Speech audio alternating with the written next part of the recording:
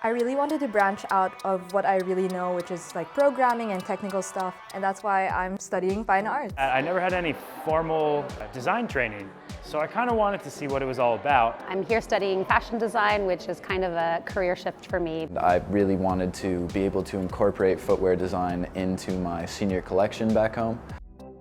So far it's been really exciting, and we've been researching and ideating it. I really appreciate how experimental it is. They start really broad and bring you in. It takes some time to get used to, but it's worth learning a new way to work. The thing I'm most excited about is trying to soak up as much culture as I can. What I really want to take with me from this experience is just always try different things.